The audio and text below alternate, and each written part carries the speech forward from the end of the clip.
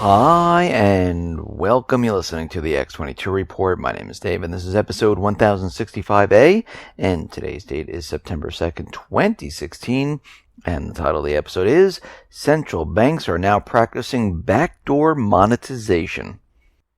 Let's get into the economic collapse financial news. Now, we realize that the IMF, the World Bank, the central banks around the world, they are not working for the people.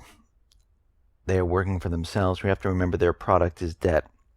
And we understand that the IMF continually comes out with their prediction on how the global economy is going to be doing. But something very interesting that we should note is that the IMF is never right. Because the IMF continually downgrades its global growth forecast each year. Now, the beginning of each year, they come out with a forecast, and they never increase it. They usually downgrade it because they're overestimating what the world economy is doing to give people hope, to make it seem like they're doing a wonderful job. But we already know in the beginning that the economies are failing. Now, the IMF's World Economic Outlook, it's due early October, and it is expected to signal the sixth consecutive downward revision in 18 months. Now, here we are once again, where they continually tell us in the beginning of each year that things are going to be fine. And of course, they're going to tell us, in the year of 2017, in the year of 2018, we're going to see, 4 or 5% GDP. It's going to be incredible. And then we get to those years, and what happens? They have to downgrade them. And we've been seeing this quite often. We also see that the IMF is not going to participate in the Greek bailout. Now, there's a problem in Greece. We know there's a huge effort in privatization. We know the banks are buying up their natural resources for pennies on the dollar. They're implementing austerity on the people. They're doing everything the central bank wants. The problem is there's too much debt. And what happens if there's too much debt and the country cannot pay it back? The country collapses. Well, the central bankers really don't want that. It doesn't help them in that way. They want to keep the country hanging on. It's almost like a drug addict. You don't want them to die because there go your sales of the drug. You want them to hang on. So you don't want to give them too much. You want to give them just enough to ask for some more. So right now, Greece has too much debt. The IMF realizes this. And what they want to do is remove some of the debt so they can give them some more. And this is what they wanted from the beginning, because they realize that many of the countries, they have too much debt. And if they don't do something, countries will start to collapse on their own. And they cannot have this happen. And we can see that the economies around the world, they are getting worse and worse as time goes on. Caterpillar, as we know, their sales are absolutely awful. They're worse than the Great Recession. They're going to be laying off 2,000 workers in Belgium. Here in the United States, they've come out with the unemployment numbers. And the BLS reported that in the month of August, there were about 151,000 jobs that were added. Now, they thought it was going to be at about 180,000. So they're missing about 30,000 jobs from their expectations. And we know a lot of these jobs, I would say the majority of them, they are part-time jobs. So the unemployment rate remained at 4.9%. They expected it to come down to 4.8%. So I can see already the next month, we're most likely going to see a huge drop in unemployment to help the elections, to convince everyone that the economy is doing very, very well. The labor force participation rate, well, that remained flat at 62.8%. And the number of people not in the labor force increased by 58,000 people.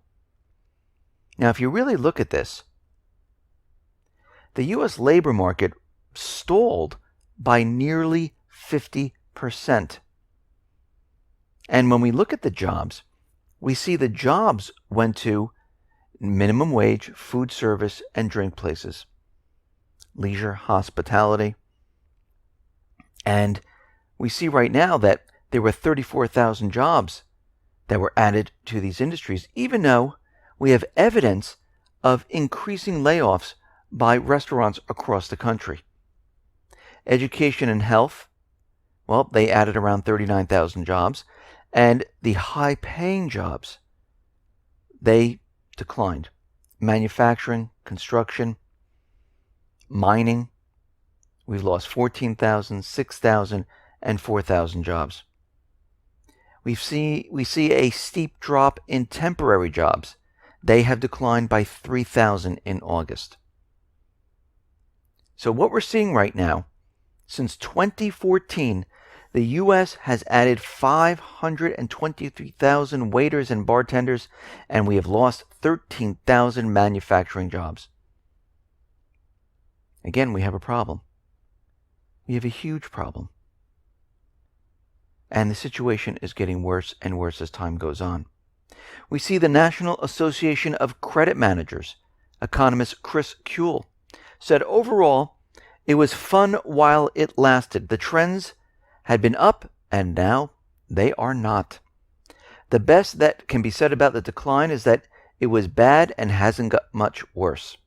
The sales collapse is consistent with what has been appearing in the Purchasing Managers Index and other statistics, so it is unlikely to be an anomaly, not good timing as far as the retail community is concerned. And when we look at this, what we're seeing is that small businesses are being hit. We see small businesses are defaulting. Now, according to PayNet, borrowing by the U.S. small businesses sank in July. Firms are late at repaying existing loans, and trends are pointing down. And we're not seeing economic growth headed our way at all. Companies are struggling right now to pay existing debts. Loans more than 30 days rose in July by 1.63%, the fourth straight monthly increase, and the highest delinquency rate since December of 2012. So when we look at this, we have to say to ourselves, let's see, unemployment is declining. It's really not going anywhere. Even the manipulated unemployment, they can't make it look good. Small businesses, retail, they're having trouble paying back their loans. Sales aren't there. Caterpillar shows us that it's having a very difficult time.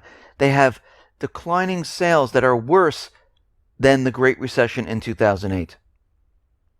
When we look at manufacturing, we see things are rapidly falling apart.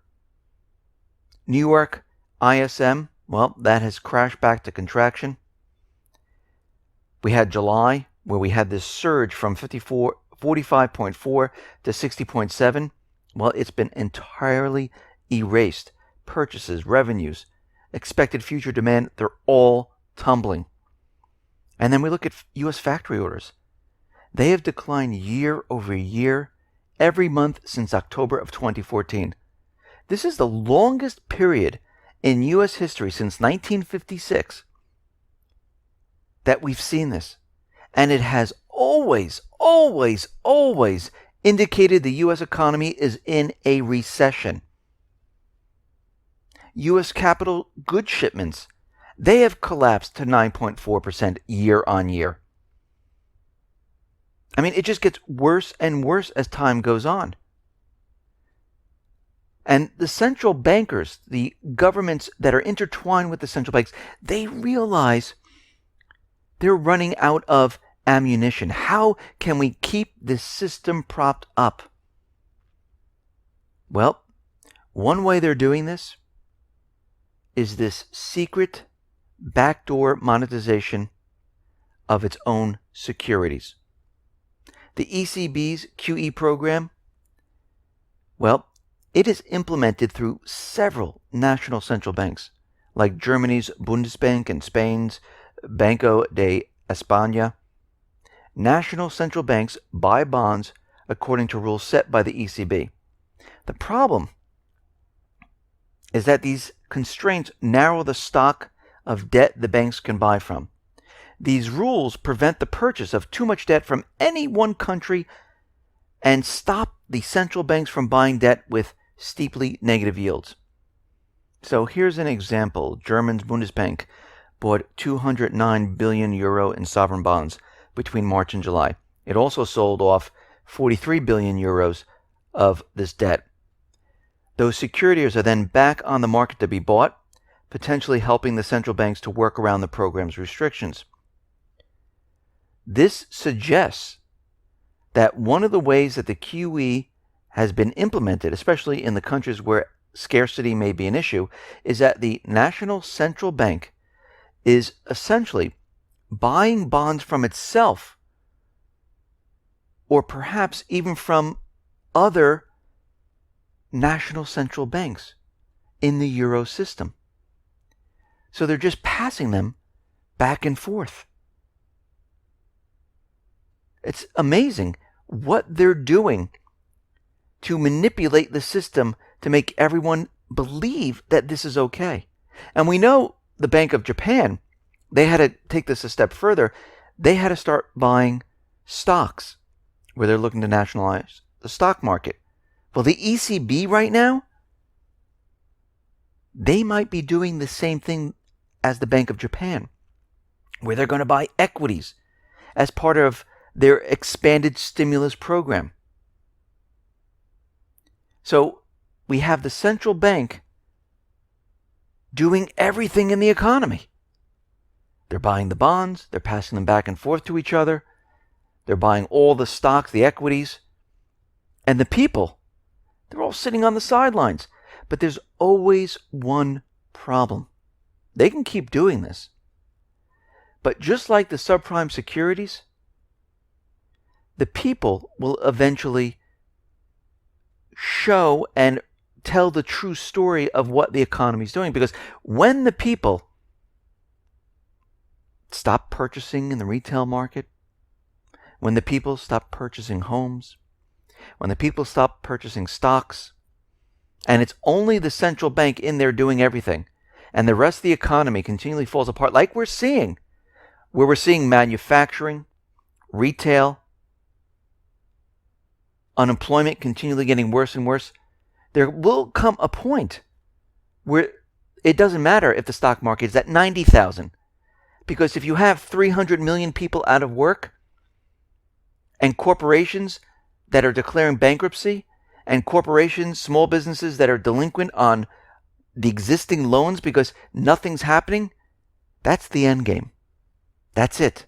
They can't stop that part. And this is why they're rushing against the clock, because they realize they can only prop this up for so long before the system comes down. And they don't want it to come down on its own. They want to control it. They want to have a story about how it came down. They need the blame. And this is what they've been preparing for. And this is why they've been holding on for such a long time, to get this story straight, to be prepared and ready for what is coming. Listen, everyone, thanks a lot for listening. Be well, be safe, and especially be prepared. Thanks a lot.